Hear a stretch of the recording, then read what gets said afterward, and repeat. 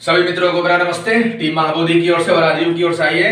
ठीक है, आज हम लोग शुरू करेंगे मौर्य साम्राज्य में अशोक को पढ़ेंगे। क्या पढ़ेंगे?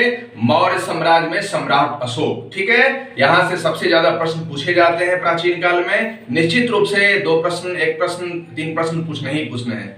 आइए इसके पहले आज पढ़ाई की शुरुआत हम लोग करते हैं। ये है ओशो, हैं रजनीश ओशो, आप सुने होंगे इनके बारे में। ये बहुत बड़े विश्व के बहुत बड़े व महान दार्शनिक और सौभाग्य की बातें हमारे भारतवर्ष के हिंदुस्तान के हैं। और इनकी सबसे बड़ी विशेषता है कि खड़ी बोलते हैं। ठीक है, जो बोलते हैं सो अकाट्य बोलते हैं, खुला बोलते हैं, खुले मन से बोलते हैं, सच्चे बोलते हैं। तो जीवन जीने की कला, इनकी अच्छी किताबें, यूट्यूब पर इनके अच्छे अच्छे वीडियोज हैं। जीवन जीने की कला है ना, समय प्रबंधन क्या है, बहुत सारी सीखे हैं। तो देखिए, अच्छा लगेगा, मजा आएगा, पढ़िए इनको। मैं भी पढ़ता हूँ, आप भी फॉलो कीजिए इनको। अधिकतर कॉलेज स्टूडेंट्स इनको फॉलो करते हैं, तो ओशो जी को फॉलो कीजिए। और मन लगाने के लिए ये सब पंचतंत्र है, विष्णु शर्मा रचित पंचतंत्र है। जंगल के जानवरों से हमें सीख देने का प्रयास किया गया है। तो इन सब अच्छी अच्छी किताबों का कलेक्शन रखिए अपने पास में और पढ़िए इसको। तो पढ़ाई में मजा रहेगा, पढ़ाई में रस रहेगा, मनोरंजक और सुरुचिपूर्ण पढ़ाई आप करेंगे, पढ़ाई से जुड़ पाएंगे। आज हम लोग पढ़ेंगे सम्राट अशोक के बारे में। जैसा कि यह मैप हिंदुस्तान का आपके सामने है और यही वो आज के 2300 साल पहले आज हम लोग चलते हैं यहाँ से 2200-2300 साल पहले। और यही वो बिहार की पाटलिपुत्र की ऐतिहासिक धरती है। पाटलिपुत्र की महान ऐतिहासिक धरती है, पटना आज आधुनिक नाम है। इसी पाटलिपुत्र की ऐतिहासिक धरती से विश्व का सबसे प्रथम, यानी कि विश्व का प्रथम आर्यावर्त जम्बू द्वीप, भारतवर्ष का जो सबसे प्रथम महासाम्राज्य का निर्माण हुआ, यहीं से मगध साम्राज्य का निर्माण हुआ। और आगे चल के देखते हैं कि बिंबिसार अजातशत्रु जैसे शासकों के काल में साम्राज्य अपनी पराकाष्ठा पर पहुंचने लगा। और आगे चल के हम देखते हैं कि चाणक्य चंद्रगुप्त की सहायता से इसी पाटलिपुत्र को केंद्र मान के, राजधानी बना के महान मौर्य वंश की स्थापना हुई। और आगे चल के देखते हैं कि अशोक महान सम्राट अशोक जैसा इस मौर्य साम्राज्य का महान महाप्रतापी शासक बनते हैं। और अशोक की महानता विभिन्न क्षेत्रों के कारण है। कहा जाता है कि अशोक जैसा शासक आज तक भारतीय इतिहास में एक का दूजा ना कोई। ठीक है, आज भी हमारे भारत के संविधान में अशोक की विभिन्न मौलिक सिद्धांतों को, अशोक के पितृवत राजतंत्रात्मक चीजों को, प्रजा हित को, जनता हित को, जन कल्याण को, समाजवाद को, शांति को, सहिष्णुता को, प्रेम को, भाईचारा को, परोपकारिता को, दया को, दान को, धर्म को, दिव्यता को, पवित्रता को, शुद्धता को, राष्ट्र धर्म को, सब धर्म की समानता को, समन्वय को, भाईचारा को, सामाजिक आर्थिक सद्भाव को, सबका साथ सबका विश्वास को, सबके विकास को, आदि अनेक प्रकार से सामाजिक, आर्थिक, राजनीतिक, सांस्कृतिक, पर्यावरणीय, वैश्विक कल्याणकारी दृष्टिकोण प्रदर्शित किया गया है। और आज हमारा भारत का संविधान अशोक के महानतम विचारों से ओतप्रोत है। और आप देख सकते हैं कि यह अशोक महान का ये साम्राज्य रहेगा। दक्षिण में मस्की यानी कर्नाटका तक हम देख सकते हैं इनका साम्राज्य था। ठीक है, यहाँ ऐसे। और ये पश्चिमोत्तर पूरा का पूरा ईरान से सटा हुआ अफगानिस्तान, कंधार है, पाकिस्तान वाला पूरा का पूरा एरिया है। तो आप मैप के साथ स्टडी करेंगे, वैज्ञानिक स्टडी आपको करना है, साइंटिफिक स्टडी करना है आपको, ताकि चीजों को कभी भूले नहीं, आपको चीजों को रटना नहीं पड़े। तो अभी अपने मैप में अशोक के मुख्य चीजों को इंडिकेट कीजिए, लोकेट कीजिए। और आप कल्पना कीजिए कि आज के 2200 साल पहले किस प्रकार से सम्राट अशोक ने धम्म की नीति, धम्म क्या है? सत्य, अहिंसा, शांति, सद्भाव, अपासिनवे, बहु कयाने, दया दाने, सचे सोचिए, साधवे माधवे च। आज के 2200 साल पहले किसी शासक ने सोचा और विश्व का महानतम एक यूनिक, उस समय ब्राह्मणवाद में, जैनिज्म में, बौद्धिज्म में अनेक प्रकार के कर्मकांड प्रथाएं प्रचलित थी। और सामाजिक आर्थिक संघर्ष की स्थिति में राजा ने, अशोक ने धम्म का सिद्धांत दिया। आइए हम लोग धम्म के साथ शुरू करते हैं। अशोक का मूल सिद्धांत है धम्म का सिद्धांत। अशोक महान इसलिए हो गए, पूरे विश्व में महान शासक हैं। सर्वोत्तम समकालीन महान शासकों की गिनती आएगी तो अशोक महान। और अशोक की महानता किसके कारण है? धम्म के कारण है। यही आगे चल के हमारी गंगा जमुना भक्ति सूफी संस्कृति बनेगी। रोम मिस्र यूनान मिट गए जहां से सारे, कुछ बात ऐसी है कि हस्ती मिटती नहीं हमारी, क्योंकि हमारे देश में सम्राट अशोक जैसे महान शासक हुए हैं, सबको लेकर चले हैं, सामाजिक सद्भाव के साथ चले हैं। देखिए क्या था, ये राजा के प्रति वफादारी का बोध है। ये पूछा है 63वीं बीपीएससी में कि अशोक के धम्म का क्या संदेश है? राजा के प्रति वफादारी, पितृसत्तात्मक राजतंत्र है ना। पहली बार क्या है? पितृसत्तात्मक राजतंत्र, यानी कि प्रजा का हित क्या है? प्रजा का हित ही राजा का हित है, प्रजा का कल्याण ही राजा का कल्याण है। चाणक्य ने कहा कि जिस तरह से सूरज अपनी किरणों से रोशनी देती है, ऊर्जा बरसाती है, और पुनः समुद्र से जिस तरह से समुद्र से नदियों से जल को सोखती है और सोख के पुनः बारिश कराती है, उसी तरह से राजा का कर्तव्य होता है कि जनता से कर वसूले और पुनः धन धान के साथ विकासात्मक कल्याणात्मक कार्यों के साथ जनता का दिल जीते, शांति विकास में काम है। शांति एवं अहिंसा, यही है ना आज पूरे दुनिया में उथल पुथल और अहिंसा का दौर है। यही है हमारी वसुधैव कुटुंबकम की नीति, ठीक है। न केवल भारतवर्ष में, ठीक है, वरन संपूर्ण विश्व में हम चाहते हैं कि एक ऐसा विश्व का निर्माण हो जहां सत्य शांति अहिंसा सद्भाव, यही ना बापू वैष्णव जन तो तेने कहिए जी पीर पराई जाने रे, है ना महात्मा गांधी जी का जो संदेश था। यही संदेश किसका है? बुद्ध का संदेश है। यही संदेश किसका है? विवेकानंद जी का संदेश है। यही संदेश किसका है? गांधी जी का संदेश है। तो आप इमेजिन कर सकते हैं कि इतने महान महान महापुरुषों ने हमारे सम्राट अशोक के विचारों को अपनाया है, ठीक है। बड़ों का सम्मान करना है, धार्मिक सहनशीलता। आज जो बात बात में धर्म के नाम पर हम लोग झगड़े झंझट समाज में हम लोग जहां देखते हैं विधि व्यवस्था का संकट होता है। देखिए आज के 2200 साल पहले हमारे राजा ने, हमारे बिहार के लाल ने, बिहार के वीर ने, भारत के महान सम्राट अशोक ने हमें क्या संदेश दिया है। तो आज हम सबको अपने जीवन में इस संदेश को अपनाने की जरूरत है। आप सभी धर्मों का सम्मान कीजिए, सभी पंथ मजहब, हम मानते हैं कि अलग अलग हैं, विचार हैं, विचारधाराएं हैं, उनके दार्शनिक मत हैं, मतांतर दृष्टिकोण, लेकिन जिस तरह से सभी नदियां उसी अनंत समुद्र में जाकर मिल जाती हैं, उसी तरह से सभी धर्म एक ही समुद्र में वही महान कहा जाते हैं, सभी मंत्र मजहब ईश्वर की ओर जाते हैं।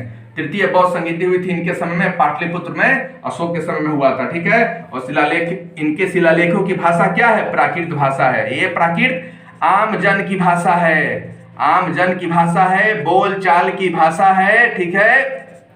पाली भाषा भी थी, ठीक है, पाली और प्राकृत। तो प्राकृत में ये इनके शिलालेखों की भाषा है, प्राकृत है, ठीक है। तो समझ में आया ना अशोक का धर्म क्या है? पूछा जाएगा मूल सिद्धांत क्या है? राजा के प्रति वफादारी, शांति अहिंसा, बड़ों का सम्मान, धार्मिक सहनशीलता।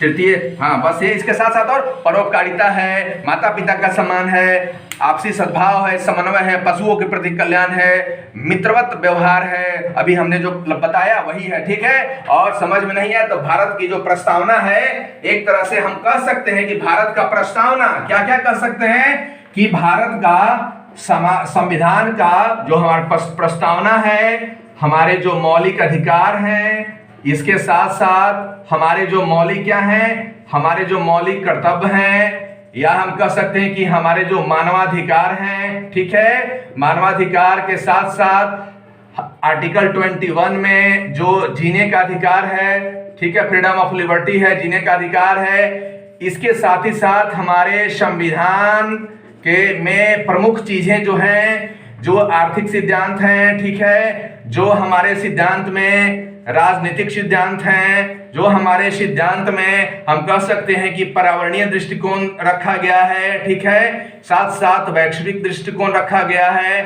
साथ साथ सांस्कृतिक दृष्टिकोण रखा गया है। इन सब का जड़ जननी कौन है? इन सब का जड़ जननी धम्म है। और धम्म क्या है? अशोक का सिद्धांत है, ठीक है। आज के 2200 साल पहले हमारे इस धरती मां पर सम्राट अशोक जैसे महान पुत्र हुए हैं। तो हमें इनसे प्रेरणा लेना है, प्रोत्साहन लेना है, इनके आदर्शों पर चलना है, और फिर से हमें ऐसा एक भारत वर्ष का निर्माण करना, ऐसा बिहार का निर्माण करना है कि कई अशोक मिलकर अपने बिहार और भारत की धरती को पुनः 21वीं सदी में क्या करें? पूरे विश्व में सत्य शांति अहिंसा सद्भाव का प्रचार प्रसार करें। आइए देखिए, अशोक 273 से 232 ईस्वी पूर्व इनका कार्यकाल है। 269 BC में ये राजगद्दी पर बैठे हैं, ठीक है। सत्ता के लिए संघर्ष हुआ था, लंबा संघर्ष चला था। कहा जाता है कि अपने 99 भाइयों की उन्होंने हत्या की थी। चंडाशोक भी कहा जाता है। कभी यहाँ जाइएगा, पटना में आप जाइएगा, पटना में, और पटना में माँ है, पटना में कुम्हरार में आप जाएंगे तो कुम्हरार पार्क देखिएगा, और वहीं पर शीतला माँ है, शीतला माता के मंदिर में, शीतला मंदिर में अशोक का कुआं है, ठीक है। और ऐसी मान्यता है कि इसी कुआं में अशोक ने अपने 99 भाइयों की हत्या करके उसमें ये किया, ठीक है। ये तो राजनीति है, सत्ता के लिए संघर्ष है, ये चलता रहा है, सदियों पुरानी परंपरा है। जैसा कि आपको पता है बिंबिसार की हत्या अजातशत्रु ने कर दी राजा बनने के लिए, और अजात शत्रु की हत्या उदयन ने कर दी। उसी प्रकार से सत्ता के लिए संघर्ष चला। इनके कई सारे भाई थे, चचेरे भाई थे, और इनके जो फादर थे आपको पता ही है क्या थे, बिंदुसार, ठीक है। तो सत्ता का संघर्ष, अंत में निर्णायक जीत इनकी हुई।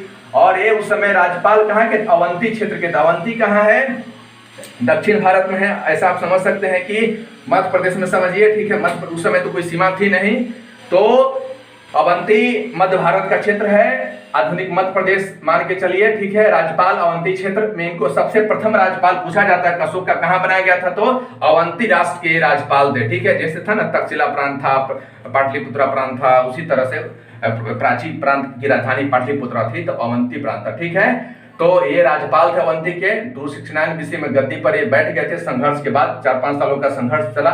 इनके जानकारी मिलती है दिव्यावदान में, ठीक है। दिव्यावदान और सिंहली अनुश्रुति। सिंहली मतलब क्या है, ये श्रीलंकाई अनुश्रुति है। चूंकि आपको पता है कि बौद्ध धर्म के सबसे बड़े ब्रांड एम्बेसडर सम्राट अशोक थे, ठीक है। बौद्ध धर्म का यदि पूरी दुनिया में किसने प्रचार प्रसार किया, तो ये इसके सबसे बड़े ब्रांड एम्बेसडर कौन रहे हैं, सम्राट अशोक रहे हैं, ठीक है। तो इनके बारे में जानकारी दिव्यावदान में मिली है, ठीक है। बौद्ध ग्रंथ है दिव्यावदान और सिंहली अनुश्रुति में मिली है, ठीक है। मस्की एवं गुर्जरा अभिलेख में अशोक का नाम मिला है, ठीक है। मस्की गुर्जरा अभिलेख है। अशोक ने, जैसा कि आपको पता है कि अशोक ने अपने शासन के दौरान में अपने अपने क्षेत्रों में, शासन विभिन्न क्षेत्रों में शिलालेख, स्तंभ लेख, गुहा लेख, महाशिलालेख, इस तरह से पत्थरों पर अपने प्राकृत लिपि में, उसके बाद में फिर ग्रीक में, अरामाइक में, विभिन्न लिपियों में और आम जनजीवन की बोलचाल की भाषाओं में अपना संदेश खुदवाया था, ठीक है। तो मस्की और गुर्जरा 2 जगह है, ठीक है। साउथ में है, दक्षिण में कर्नाटक में, देख लीजिएगा कहाँ है। सो मस्की गुर्जरा में अशोक का नाम मिला है, ठीक है। पूछा जाता है किसमें, तो मग, याद रखिएगा, मग में अशोक का नाम मिला है, मस्की गुर्जरा में, ठीक है। अब पुराणों में अशोक का नाम क्या, अशोक वर्धन मिला है। पुराण हमारी प्राचीनतम रचनाएं हैं, ठीक है। प्राचीनतम हमारे ऐतिहासिक पौराणिक ग्रंथ हैं और पुराणों में अशोक वर्धन मिला है, ठीक ना, ठीक है। विष्णु पुराण में हम लोग देखते हैं कि मौर्य वंश के बारे में, ठीक ना, चर्चा है, ठीक है। विष्णु पुराण में मौर्य वंश की चर्चा, ठीक है। ईरानी शैली में देवनाम प्रिय या देवनाम प्रियदर्शी, ठीक है। जैसा कहा जाता था कि जो ईरान के शासक थे, डेरियस के दारेबाहु थे, और भी जो हकमनी वंश के शासक थे, वो अपने शासनादेशों को या राज्यादेशों को वो अपने सीमा के विभिन्न भागों में, जैसे ये सीमा हुआ, बाउंड्री हुआ, तो अलग अलग पूरा पश्चिम, उत्तर, दक्षिण या अन्य भागों में शिलालेख, स्तंभ लेख, लघु शिलालेख, बृहद शिलालेख के माध्यम से करवाते थे, ठीक है। ये करवाते थे। तो अब सम्राट अशोक ने भी ऐसा किया, ठीक है। तो इसलिए इनका नाम हुआ देवानाम प्रिय या देवानाम प्रियदर्शी। ये सम्राट अशोक का नाम है, ठीक है। समझे, देवानाम प्रिय या देवानाम प्रियदर्शी किसका नाम है, अशोक का नाम है, ठीक है। ईरानी शैली में ये पहले ऐसी प्रथा थी, ऐसा किया जाता था। लघु शिलालेख, बृहद शिलालेख, स्तंभ लेख तो अशोक ने भी किया, और शिलालेखों में इनका नाम है देवानाम प्रिय और देवानाम प्रियदर्शी, ये भी पूछा जा चुका है। राज्याभिषेक से पहले कहाँ के राज्यपाल थे, उज्जैन। उज्जैन की राजधानी कहाँ थी, अवंती राष्ट्र, ठीक है। जैसा कि हमने बताया, उज्जैन महाकालेश्वर मंदिर, मौका मिले तो जरूर जाइएगा, महाकाल का दर्शन कीजिएगा, बाबा का दर्शन करना है, आशीर्वाद मिलेगा, ठीक है। राज्याभिषेक से पहले उज्जैन के क्या थे, राज्यपाल थे, ठीक है। श्रीनगर की स्थापना की थी। जम्मू कश्मीर जो भारत का दिल है, भारत का कलेजा है, भारत का दिल, धड़कन और रक्षा सुरक्षा का प्रमुख हमारा क्या है, मुकुट है। जम्मू कश्मीर, लेह लद्दाख वाला क्षेत्र है, हमारा मुकुट है। और मुकुट के बिना, हमारा धड़ के बिना, हमारे मस्तक के बिना क्या हमारी माँ भारती जी सकती हैं, नहीं जी सकती हैं। तो आज श्रीनगर की स्थापना ये कौन किया था, हमारे लाल अशोक, सम्राट अशोक ने श्रीनगर की स्थापना किया था, ठीक है। अशोक कलिंग पर आक्रमण किया 261 ईसा पूर्व में, ठीक है। चूंकि कलिंग बहुत एक समृद्ध प्रांत था, विशेष करके हम देखते हैं कि प्राकृतिक संसाधनों की क्या थी, हाँ, प्राकृतिक संसाधनों की बहुलता थी, खनिज संसाधनों की बहुलता थी, हाथियों की बहुलता थी, और प्राकृतिक संसाधन, तलवार बनाने के लिए, शस्त्र बनाने के लिए यह एक से एक उन्नत।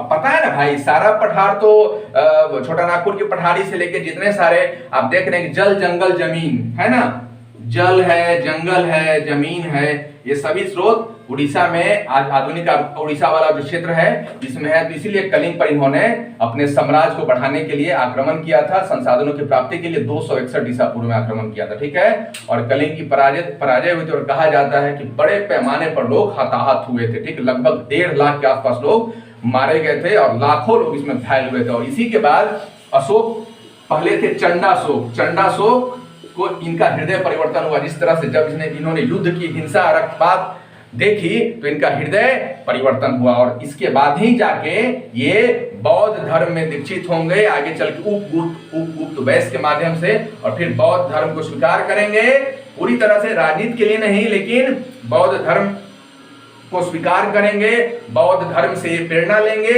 और इसी के साथ अपने नई धर्म की नीति को अपनाएंगे। ठीक है, तो कलिंग पराक्रमण और जीता कलिंग को। ठीक है, 13वें शिलालेख में कलिंग युद्ध का बहुत इंपॉर्टेंट है, पूछा जाता किस शिलालेख में कलिंग युद्ध का वर्णन है, तो 13वें शिलालेख में। ठीक है, 13वें शिलालेख में कलिंग युद्ध का वर्णन है। 13वें शिलालेख, उपगुप्त से ये दीक्षा लिए थे। उपगुप्त वैश्य इनके चचेरे भाई थे उपगुप्त। ठीक है, इनसे दीक्षा लिए थे। दीक्षा मतलब क्या? दीक्षा मतलब हुआ कि कैसे आपको ब्राह्मण आज शादी विवाह कर ओम मंगलम भगवान विष्णु मंगलम गणोत्तम मंगलम, है ना, उसी तरह से ये दीक्षित हुए थे बौद्ध धर्म में। ठीक है, बौद्ध धर्म को अपना लिया उपगुप्त वैश्य के द्वारा। धर्म प्रचार, धर्म प्रचार मैं बताया कि ये बौद्ध धर्म के सबसे बड़े ब्रांड एम्बेसडर हैं और धर्म महामात्रों की नियुक्ति किया था। ठीक ना, ये लोग देखते थे प्रत्येक 5 वर्ष में जाकर रज्जुक थे, धर्म महामात्र थे कि हमारे क्षेत्र में, हमारे राज्य के अंतर्गत धर्म की क्या स्थिति है, कहीं ब्राह्मण में, ब्राह्मणवाद में एवं अन्य धर्मों में विवाद तो नहीं है, टकराव तो नहीं, हिंसा तो नहीं है। तो ये धर्म महामात्रों की नियुक्ति किए थे और शिलालेखों का निर्माण किया। ठीक है, शिलालेख के माध्यम से संदेश दिया, समाज में नैतिकता का क्या किया? प्रचार किया। ठीक है, और ये अपने पुत्र, ठीक है, महेंद्र और बेटी कौन है? संघमित्रा, इन्हीं के माध्यम से पूरे विश्व में, विशेषकर दक्षिण भारत के क्षेत्रों में, उत्तर भारत, दक्षिण भारत एवं श्रीलंका जैसे क्षेत्रों में ये बौद्ध धर्म का प्रचार प्रसार करवाएंगे। और पटना का जो ये है महेंद्रू घाट है, इन्हीं के नाम पर है। ठीक है, और संघमित्रा। आइए शिलालेख देखिए। अब अशोक के द्वारा कुछ प्रमुख जो कार्य किए गए उसमें क्या है? शिलालेख है। शिलालेख क्या है? तो बड़े बड़े शिलाओं पर, पत्थर के ऐसे बड़े बड़े शिलाओं पर अशोक के 1 से लेकर 14 तक क्या है? राज के क्या लिखे हुए हैं? संदेश लिखे हुए हैं। जैसे मौलिक अधिकार है ना, ठीक है, मौलिक कर्तव्य है कि नहीं है, उसी तरह से ये सब 14 प्रकार के इनके संदेश लिखे हुए थे ये शिलालेख। ठीक है, 14, इसमें 14 संदेश लिखे हुए हैं। ठीक ना, 14 संदेश लिखे हुए हैं। ठीक है, पहला क्या संदेश है? पशु बलि की निंदा इन्होंने किया। देखिए कैसे महान राजा हैं कि आदमी की तो छोड़िए, पशु बलि की निंदा की है। ठीक है, प्रत्येक प्रकार के पशुओं के वध के बारे में इन्होंने निंदा किया। ठीक, और इनके जो राजकीय इनके जो ये था, जो खाना जो बनता था उसमें भी इन्होंने कह दिया था कि अब जानवरों को मारा नहीं जाएगा। मोर के अलावे पहले बहुत ज्यादा होता था, बहुत ज्यादा पशुओं की होती थी, तो अब एकदम कम कर दिया गया था, बाद में चल के न के बराबर कर दिया गया था। ठीक है, पशु बलि की निंदा प्रथम शिलालेख। दूसरा में क्या था? चिकित्सा व्यवस्था पशु मनुष्य के लिए। सोचिए हॉस्पिटल की आज हम बात करते हैं, आज के 2200 साल पहले अशोक ने कहा था चिकित्सा व्यवस्था केवल किसके लिए? मनुष्यों के लिए नहीं, पशु के लिए। आज जो वेटरनरी डॉक्टर्स होते हैं इसका भी प्रचलन अशोक के समय से ही है। ठीक है, मनुष्यों पशुशाला के साथ में, चिकित्सालय के साथ में आरामशाला। ठीक है, वृक्ष लगाना, सड़कों पर आरामशालाएं बनवाना, फिर उसके बाद में पानी पीने की व्यवस्था रखना। ठीक है, वृक्ष लगाना, बहुत सारा काम किए थे। यहाँ तक ग्रैंड ट्रंक रोड का जो निर्माण था, ग्रैंड ट्रंक रोड का निर्माण कौन किया था? अशोक ही किए थे ना। ठीक है, चौथा में क्या था? भेरी घोष की जगह धम घोष, यानी युद्ध। भेरी घोष मतलब युद्ध की विभीषिका, दुदुम्बी युद्ध की डम। ठीक है, तो अब इसको खत्म कर दिया गया भेरी को और धम अपना लिया गया। ठीक है, यानी सत्य शांति। अब हम अपने किसी पड़ोसियों के साथ भी झगड़ा नहीं करेंगे, युद्ध नहीं करेंगे। ठीक है, पांचवा शिलालेख क्या था? धम्म महामात्र की नियुक्ति। जैसा कि बताया, ये लोग राज्य के विभिन्न क्षेत्रों में देखते थे कि धार्मिक रूप से सहिष्णुता है, समानता है, कहीं कोई झंझट नहीं चल रहा है या कहीं होता था तो इसका समाधान करते थे। ठीक है, 7वां एवं 8वां शिलालेख में क्या है? तीर्थ यात्रा का उल्लेख है। ठीक है, तीर्थ यात्रा का उल्लेख है। इसमें अशोक ने तीर्थ यात्रा किया था अपने शासन के समय में, कई जगहों पर उसका उल्लेख है। ठीक है, और 7वां जो है ये शिलालेख सबसे लंबा है। पूछा जा सकता है कि सबसे लंबा शिलालेख कौन है? सबसे लंबा शिलालेख कौन है? तो 7वां शिलालेख है। 13वां शिलालेख है, कलिंग युद्ध का वर्णन है। ठीक है, कलिंग युद्ध का वर्णन हृदय बहुत बार पूछा गया है। ठीक है, कि किस युद्ध में अशोक के हृदय का परिवर्तन की बात की, तो कलिंग युद्ध अब किस शिलालेख में है? तो 13वां शिलालेख कलिंग युद्ध का वर्णन और हृदय परिवर्तन। इसके साथ और भी कई शिलालेख हैं, आप अपने नोट्स किताब में देख लीजिएगा, लेकिन अब प्रश्न यहीं से पूछ जाता है। आइए, अब इसके साथ साथ ये तो शिलालेख हुए 14 तरह की बात। अब इनके स्तंभ लेख हैं। ठीक है, क्या है? स्तंभ लेख है। ठीक है, और ये मुख्य रूप से 7 इनके स्तंभ लेख 6 जगहों से मिले हैं, मुख्य रूप से 6 जगहों से मिले हैं। ठीक है, 7 स्तंभ लेख हैं। क्या क्या है भाई इसमें? लिपि इसकी ब्रह्मी है। ठीक है, लिपि ब्रह्मी है। स्तंभ लेख कि सारनाथ स्तंभ, ठीक है, 4 सिंह, ठीक है, सारनाथ क्या है, सारनाथ स्तंभ 4 सिंह, यही ना आज राष्ट्रीय चिन्ह है, सारनाथ जो है यही हमारा राष्ट्रीय चिन्ह है ना, क्या समझे, सत्यमेव जयते, या जो 4 सिंह का जो लिखा हुआ है ये समझ लीजिए आप कि ये सारनाथ स्तंभ उत्तर प्रदेश के 4 सिंह वाला यही हमारा राष्ट्रीय चिन्ह है, ठीक है। आइए प्रयाग स्तंभ लेख, प्रयाग स्तंभ क्या है, कौशाम्बी इलाहाबाद में है, प्रयाग स्तंभ लेख कहाँ है, मिला है कौशाम्बी इलाहाबाद, अकबर ने इसको इलाहाबाद के दरबार में स्थापित करवाया था। दिल्ली टोपड़ा स्तंभ लेख फिरोज शाह तुगलक ने इसको दिल्ली में लाया था, ठीक है। रामपुरवा, हाँ दिल्ली मेरठ एक है, दिल्ली मेरठ कहाँ है, इसको भी फिरोज शाह तुगलक ने मेरठ से मंगवा के दिल्ली में लाया था, तो यह इंपॉर्टेंट है, फिरोज शाह तुगलक याद रखिएगा, दिल्ली मेरठ और दिल्ली टोपड़ा को दिल्ली में स्थापित किया। रामपुरवा चंपारण बिहार में है, ठीक है, कार्लाइल इसको खोजे थे, मौका मिलेगा जरूर जाइएगा देखिएगा, रामपुरवा बिहार में कार्लाइल महोदय खोजे हैं इसको।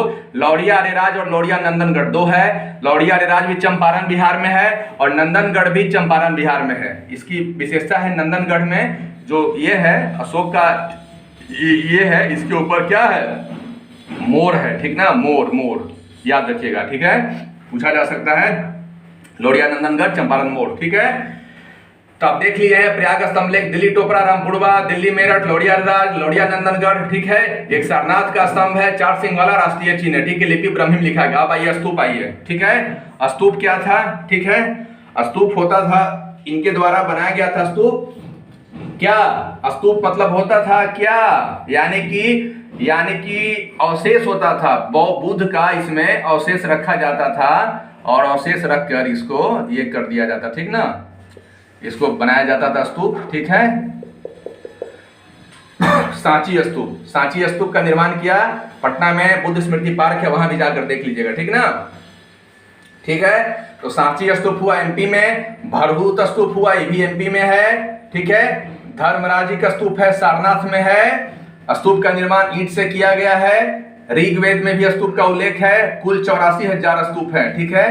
कैसा कहा जाता है कि अशोक ने लगभग 84,000 स्तूपों का निर्माण करवाया था, लेकिन आगे चल के जब पुष्यमित्र शुंग शासक बनेंगे, ब्राह्मण वंश के शासक बनेंगे, तो कहा जाता है कि उन्होंने अशोक को ब्राह्मण विरोधी होने के कारण कई सारे इनके स्तूपों को तुड़वा दिया था। हालांकि ये भी कहा जाता है कि सांची स्तूप में भी उन्होंने खिड़कियों और कुछ जो मरम्मती का भी कार्य किया था, ठीक है।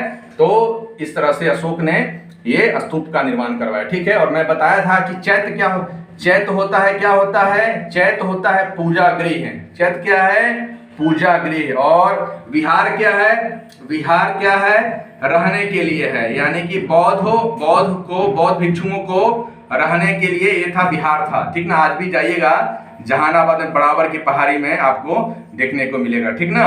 आइए अब आगे देखिए, अब हम लोग देखते हैं और कुछ अशोक के बारे में।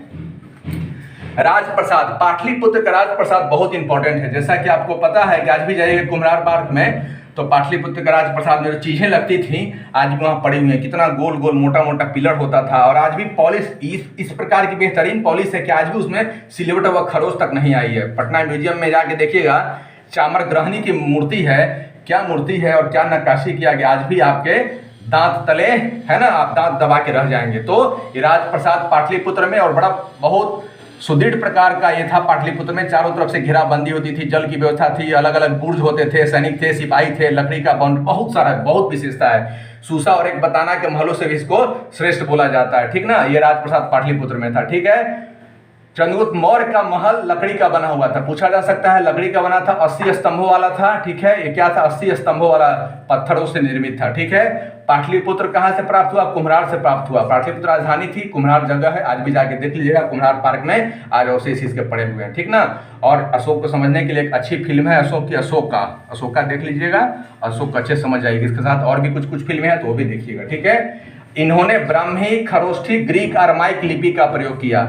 आपको पता है कि इनका शासन पाटलिपुत्र से लेकर काबुल कंधार तक फैला हुआ था। तो इन्होंने, अब जैसे भारत के क्षेत्रों में क्या ब्राह्मी लिपि लिखेंगे, खरोष्ठी लिखेंगे कहाँ, पश्चिमोत्तर भाग में जो पाकिस्तान पंजाब वाला क्षेत्र है वहाँ खरोष्ठी लिपि लिखेंगे, और ग्रीक अरमाइक कहाँ लिखेंगे, ये लिखेंगे अफगानिस्तान वाला जो क्षेत्र है, ईरान से सटा हुआ क्षेत्र, यहाँ लिखेंगे, ग्रीक अरमाइक लिपि का प्रयोग करेंगे। ब्राह्मी लिपि क्या था, बाएं से दाएं लिखा जाता था, ठीक ना। क्या है ब्राह्मी लिपि, बाएं से दाएं लिखा जाता था। और एक खरोष्ठी लिपि ये लिखा जाता है दाएं से, यही पूछा है 65वीं बीपीएससी में। खरोष्टी लिपि के बारे में पूछा है। कैसे लिखा जाता था? तो दाएं से बाएं, ब्राह्मी लिपि बाएं से दाएं, खरोष्टी लिपि दाएं से बाएं, ठीक है। और ये मनसेहरा अभिलेख है, खरोष्टी लिपि इनका एक महत्वपूर्ण मनसेहरा अभिलेख, देख लीजिएगा, ये पूछा है 65वीं यूपीएससी में। खरोष्टी अभिलेख, मनसेहरा अभिलेख में दाएं से बाएं लिखा गया, ठीक है। सर्वाधिक अभिलेख प्राकृत भाषा में, ठीक है। सबसे ज्यादा अभिलेख प्राकृत भाषा में, चूंकि बोलचाल की भाषा थी, भारत में मुख्य रूप से इनका क्षेत्र था, इसलिए आजीवकों के लिए भी इन्होंने दान दिया। आजीवक क्या थे? आजीवक मक्खली गोसाल, पता है ना, मक्खली गोसाल आजीवक संप्रदाय के क्या थे? ये थे, गुरु थे। तो आजीवकों के लिए गया बराबर की पहाड़ी में इन्होंने गुफा का निर्माण कराया। कर्ण, चौपार, सुदामा, विष्णु झोपड़ी, ठीक है। कर्ण, चौपार, सुदामा, विष्णु झोपड़ी, ये 4 गुफा है, ठीक है। दशरथ आगे चल के नागार्जुनी गुफा, इनके लड़का थे दशरथ, एक है नागार्जुनी गुफा, ठीक है। इसका निर्माण करवाए थे इनके पुत्र थे कौन? दशरथ, ठीक है, ये करवाए थे। और बाकी ये कर्ण, चौपार, सुदामा, विष्णु झोपड़ी आजीवकों के लिए बराबर की पहाड़ी में, जहानाबाद में बराबर की पहाड़ी है और वहां सम्राट अशोक निर्माण करवाए थे, ठीक है। आजीवकों के लिए बराबर की पहाड़ी में गुफा का निर्माण, कर्ण, चौपार, सुदामा, विष्णु झोपड़ी, ठीक है। धम्म यात्रा किया थे 10वें वर्ष में, कहा? बोध गया। 20वें वर्ष में रुमनदेई, ये लुम्बिनी नेपाल में, ठीक है। अशोक धम्म यात्रा किए थे, कहाँ किए थे? 10वें वर्ष में बोध गया किए थे, ठीक है। निरंजना फल्गु नदी के किनारे है, बोध गया है, जरूर जाइएगा, मौका मिलेगा, देखिएगा जाके। 20वें वर्ष में कहाँ किए? रुमनदेई नेपाल की तराई लुम्बिनी में बसा हुआ है, जहां पर बुद्ध भगवान का, गौतम बुद्ध का जन्म स्थल है, ठीक। आइए अब आइए, गया, कुशीनगर, लुम्बिनी, ये क्रम है जहां जहां इन्होंने यात्रा किया था। गया में, कुशीनगर में, ठीक है, लुम्बिनी में, कपिलवस्तु में, सारनाथ में, श्रावस्ती में, ठीक ना। क्या है? गया से लेकर कुशीनगर, ये सब बौद्ध प्रमुख स्थल है, ठीक है। जन्म स्थान हुआ, कपिल सबसे ज्यादा 3 तक रुके थे, श्रावस्ती में राजधानी थी, कपिलवस्तु, सारनाथ, ठीक है। यहाँ प्रथम संदेश दिए थे, ठीक है। ये देख लीजिए, लुम्बिनी को कर मुक्त घोषित किया था इसी में, ठीक है। आइए, नेपाल ये बुद्ध की जन्मस्थल, यहाँ कर मुक्त, हालांकि कुछ कर लगा के रखा था, बाकी कर मुक्त किया था। सहगौरा एवं महास्थान, ठीक है, यह जो जगह मिला है अन्नकालीन, मौर्यकालीन अन्न भंडारण स्थल है, ठीक है। सहगौरा अन्नकालीन अन्न भंडार है। भाषा, बोलचाल की भाषा इस समय क्या थी? पाली भाषा थी। मौर्य का बोलचाल की भाषा पाली। भाबरू पैराट जो है राजस्थान में है, अशोक के बौद्ध होने का क्या है? प्रमाण है, ठीक है। अशोक के बौद्ध होने का प्रमाण है। भाबरू बैराट राजस्थान में अभिलेख है। मयूर मौर्य वंश का राजकीय चिन्ह है, ठीक है। मयूर मौर्य वंश का राजकीय चिन्ह है। पाली आम जन की भाषा थी, पाली आम जन की भाषा। तक्षशिला विश्वविद्यालय उच्च शिक्षा का सबसे बड़ा केंद्र था तक्षशिला, और यहीं पर चाणक्य क्या थे? इसके कुलपति थे। और मौर्य वंश के जो संस्थापक थे चंद्रगुप्त मौर्य, ये यहीं पर ट्रेनिंग लिए थे, पढ़े थे, लिखे थे, दीक्षित हुए, ठीक है। तक्षशिला उच्च शिक्षा का केंद्र। मिस्र का राजा फिलाडेल्फस टॉलमी द्वितीय ने पाटलिपुत्र में डायनोसियस नामक क्या भेजा था? राजदूत। जैसे चंद्रगुप्त मौर्य के समय मेगास्थनीज आए थे ना, उसी तरह से मिस्र का राजा फिलाडेल्फस टॉलमी द्वितीय ने पाटलिपुत्र में डायनोसियस को, देखिए कितना बढ़िया हमारा वैदेशिक संबंध था, कितना मधुर संबंध था सीरिया से, मिस्र से, विभिन्न देशों के साथ, मध्य एशिया के साथ में, दक्षिण एशिया के साथ में, कितना मधुर संबंध है कि हम लोग वहां से राजदूत का आदान प्रदान कर रहे हैं, ठीक है। मिस्र का राजा फिलाडेल्फस इतना। पुत्र महेंद्र और पुत्री संघमित्रा को इन्होंने श्रीलंका भेजा था बौद्ध धर्म के प्रचार के लिए, ठीक है। ग्रीक और अरमाइक लिपि अफगानिस्तान में, वही मैं बताया आपको, ग्रीक अरमाइक लिपि कहाँ रहेगा? अफगानिस्तान में रहेगा। खरोष्टी लिपि कहाँ है भाई? उत्तर पश्चिम पाकिस्तान में है। शेष भारत में ब्रह्मी लिपि, कौशाम्बी अभिलेख, कुरानी का अभिलेख कहा जाता है, ठीक है। कौशाम्बी अभिलेख, कुरानी का अभिलेख। सबसे छोटा स्तंभ लेख क्या है? रुमनदेई है, ठीक है। रुमन, ठीक ना, देई सबसे छोटा स्तंभ लेख है। प्रियदर्शी किसको कहा गया है? अशोक को 65वीं बीपी से पूछा है। प्रियदर्शी किसको कहा गया? अशोक को बोला गया शिलालेखों में। नेपाल से प्राप्त अभिलेख भी कुछ नेपाल से अभिलेख प्राप्त हुए हैं, रुमनदेई और निगलीवा, ठीक है। इस तरह से यहाँ जाके अशोक के बारे में आपको जानकारी मिली है पीटी के लिहाज से, और आप चीजों को पढ़िएगा, ठीक है, तो आपको जानकारी मिलेगी। आइए एक बार मैं पुनः पढ़ देता हूँ इसको। अशोक 269 BC गद्दी पर बैठे राज्यपाल, अवंती क्षेत्र का प्रारंभिक जानकारी, दिव्यादान शैली अनुश्रुति, मस्की गुजरा अभिलेख में अशोक का नाम मिला है। पुराणों में अशोक प्रधान, ईरानी शैली में देवनाम प्रिय एवं देवनाम प्रियदर्शी का उपाधि लिए थे। राजा अभिषेक पहले उज्जैन के राज्यपाल थे। अवंती राजधानी थी, श्रीनगर की स्थापना इन्होंने किया था। कश्मीर में कलिंग पर आक्रमण किया 261 ईसा पूर्व में। 13वें शिलालेख में कलिंग युद्ध की चर्चा है। उपगुप्त वैश्य दीक्षित हुए थे, बौद्ध धर्म को अपनाया था। धर्म प्रचार में धर्म महामात्रों की नियुक्ति किया था इन्होंने। शिलालेखों का निर्माण किया, समाज में नैतिकता का प्रचार किया। ये शिलालेख इनके 14 शिलालेख हैं। 14 संदेश दिए हुए हैं। पहला पशु बलि की निंदा, दूसरा चिकित्सा व्यवस्था पशु मनुष्य के लिए अस्पताल। चौथे शिलालेख में मैसेज में दिया गया है कि भेड़ी घोष की जगह धम घोष। 5वें में कहा गया धम महामात्र की नियुक्ति। 7वां 8वां में तीर्थ यात्रा का उल्लेख है, सबसे लंबा है 7वां है। 13वां में कलिंग युद्ध का वर्णन है, ठीक है। स्तंभ लेख भी है, सारनाथ स्तंभ लेख 4 सिंह का है, राष्ट्रीय चिन्ह है। प्रयाग स्तंभ लेख कौशाम्बी इलाहाबाद अकबर में है। दिल्ली टोपड़ा फिरोजशाह तुगलक रामपुर हुआ चंपारण बिहार में। करलाइल खोजे थे दिल्ली मेरठ फिरोजशाह तुगलक। लोडिया अरेराज चंपारण बिहार में है। लोडिया नंदनगढ़ चंपारण बिहार मूड है। स्तूप अवशेष कुछ सांची का स्तूप है, भरहूत स्तूप एमपी में है। धर्मराजी का स्तूप सारनाथ में। स्तूप का निर्माण ईंट से हुआ था। ऋग्वेद में स्तूप का उल्लेख है। कुल 84,000 स्तूप है। इधर देख लीजिए अशोक का धम है। अशोक के धम का मूल संदेश राजा के प्रति वफादारी, शांति, अहिंसा, बड़ों का सम्मान, धार्मिक सहनशीलता। तृतीय बौद्ध संगीति पाटलिपुत्र में हुआ था, अशोक के समय में हुआ था। ये लगभग 247 बीसी या 251 बीसी, ठीक है। डेट 247 एनसीईआरटी में डेट देख लीजिएगा, ठीक है। ये हुआ था। शिलालेख की भाषा क्या थी? प्राकृत थी। 46 बीपी से पूछा गया। ये सब संविधान बताए थे कैसे धम्म प्रस्तावना, मौलिक अधिकार, मानवाधिकार, ये सब सारा चीज संवैधानिक चीज, राजनीतिक, आर्थिक, सामाजिक, पर्यावरणीय, वैश्विक, ये सब अशोक के धम्म में क्या था? निहित था, ठीक है। आइए आगे देखते हैं हम लोग। राजप्रसाद के बारे में देखते हैं। यहाँ पाटलिपुत्र राजधानी थी। चंद्रगुप्त मौर्य का महल लकड़ी का बना था, 80 स्तंभों वाला था, पत्थर निर्मित था। पाटलिपुत्र कुम्हार से प्राप्त हुआ है। शिलालेख की खोज फादर टिपेंथलर ने किया था 1750 में, और जेम्स प्रिंस से पढ़ा था। पूछा गया है शिलालेख की खोज कौन किया था? फादर टिपेंथलर 1750 में। जेम्स प्रिंस 1837 में पढ़ा ब्राह्मी लिपि को, ठीक है। ब्राह्मी खरोष्टी ग्रीक अरमाइक लिपि का प्रयोग था। ब्राह्मी लिपि बाएं से दाएं, खरोष्टी लिपि दाएं से बाएं, ठीक है, लिखा जाता है। मनसेरा अभिलेख। सर्वाधिक अभिलेख प्राकृत भाषा में है। आजीविकों के लिए गया बराबर, ठीक है, अभी जहानाबाद में है, देख लीजिएगा। गया जहानाबाद बाउंड्री पर है। गया बराबर की पहाड़ी में गुफा निर्माण करा। कर्ण चोपड़ा सुदामा विश्व झोपड़ी, ठीक है। दशरथ नागार्जुन गुफा के निर्माण करवाए थे। धम्म यात्रा 10वें वर्ष में बोध गया, 20 वर्ष में रूप मंदिर। लुम्बिनी कहाँ गए थे? गया, कुशीनगर, लुम्बिनी, कपिल वस्तु, सारनाथ, श्रावस्ती, ठीक है। लुम्बिनी को कर्म घोषित किया, हालांकि 1/6 कर लेते थे, ठीक है। सगौरा महास्थान मौर्य अन्न भंडार है। भाषा पाली थी, ज्यादातर भपरू बैराट राजस्थान में है। अशोक के बौद्ध होने का प्रमाण है। मयूर मौर्य वंश का राजकीय चिन्ह है। पालियाम जनता की भाषा है।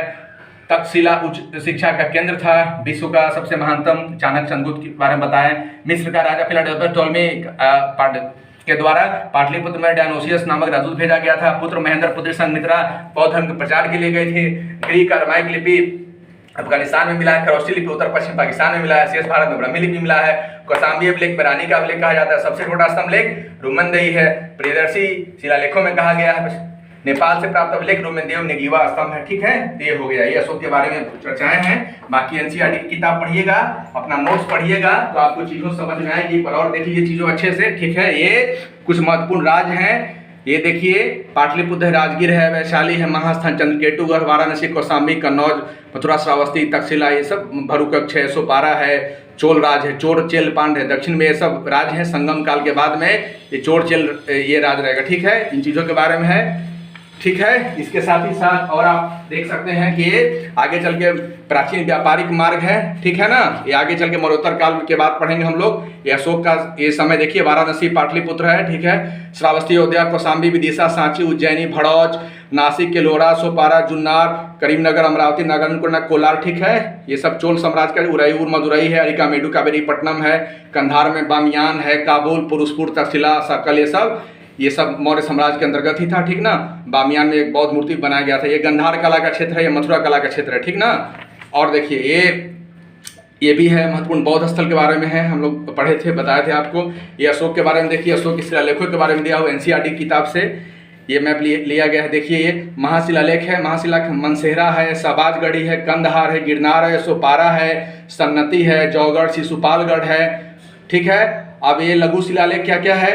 तो ये लघु शिलालेख बैराट में है, भबरू में है, ठीक है। इधर देखिए मस्की है, कलिकुंड है, जतिंग रामेश्वर, सिद्धपुर है, ब्रह्मगिरी है, राजीव मंडालगुरु है, ये सब सारा चीज़ है, ठीक है। ये सब है। अब स्तंभ लेख कहाँ कहाँ है? देखिए स्तंभ लेख दिया हुआ है। टोपरा, दिल्ली, मेरठ, रूमनदेही, रामपुरवा, लोडिया, नंदनगढ़, लोडिया, राज है ना। अभी हम बताए हैं चीज़ों को, तो बड़ा वैज्ञानिक तरीके से पढ़ना है, ठीक ना। चीज़ों को साइंटिफिक सिस्टमेटिक पढ़िए, नोट्स बनाइए, और नोट्स के आसपास इस तरह से एनसीईआरटी की जो अच्छी किताबें हैं इसमें सारा डिटेल्स दिया हुआ है। 6th-7th क्लास की किताबें हैं, उसको पढ़िए। देखिए अशोक का साम्राज्य है, न भूतो न भविष्यति, इतना बड़ा साम्राज्य कभी हुआ है? देख रहे हैं कहाँ तक फैला हुआ है। ये अफगानिस्तान ईरान के बॉर्डर तक फैला हुआ है। कंधार है, लंपक, शहबाजगढ़, काबुल, पेशावर, मनसा, तक्षशिला, ये सब सिंधु प्रदेश है। देखिए दिल्ली, टोपरा, कलसी, मेरठ, कोसल, रूमंदेही, रामपुरवा, लोरिया, नंदनगढ़, लोरिया, अरेराज, ठीक है, सारनाथ, पाटलिपुत्र। अब ये सब देखिए लोरिया, नंदनगढ़, लोरिया, राज कहाँ से क्या क्या मिला है, चीज़ों को लिखिए मैप में, कहाँ से ये काम क्या मिला है। मस्की, उदय गुलन है, येरुगुड़ी है, तो आप लिखिए ना मैप में भाई। ऐसे कैसे, अब हम समय है आधे घंटे में क्या क्या बता पाएंगे, हम क्या क्या समझा पाएंगे चीज़ों के, तो जल्दी जल्दी बोलना पड़। देखिए कितना बढ़िया दिया हुआ है। अशोक के राज क्षेत्र हैं, स्तंभ अभिलेख हैं, शिला अभिलेख हैं, लघु शिलालेख हैं, आधुनिक नगर हैं, ठीक है। तो इन सब चीज़ों को देखिए, चीज़ों को समझिए और खुद से वर्क कीजिए, ठीक ना। तो मैं समझता हूँ कि अब आप चीज़ों को समझ गए होंगे। समय की कमी है, ठीक है, और भी हमें बहुत सारे काम करने हैं, तो आपको भी पढ़ना है। तो एक बार स्क्रीनशॉट ले लीजिए, ये एक बार स्क्रीनशॉट के माध्यम से आप समझिए मौर्य साम्राज्य को, ठीक है। और मैं ही आशा और दुआ करता हूं कि मौर्य साम्राज्य को समझिए और सम्राट अशोक जैसा बनने का हम लोग प्रयास करें, ठीक है। सम्राट अशोक के हम लोग गुणों को छोड़ दें और गुणों को अपनाएं। और आज सम्राट अशोक की जरूरत है और पुनः हमें भारत का निर्माण करना है, अपने बिहार को नया बिहार बनाना है, नया भारत बनाना है। अशोक के धर्म, सत्य, शांति, सहिष्णुता वाले सिद्धांत को अपनाना है, ठीक है। आइए इसी के साथ आप सबको टीम महाबोधि की ओर से, राजीव की ओर से आपकी सफलता के लिए ईश्वर से अनेकानेक शुभकामनाएं व प्रार्थनाएं, दुआएं के साथ में ईश्वर से आपकी आगामी सफलता की कामना करता हूं। जय हिंद, जय भारत।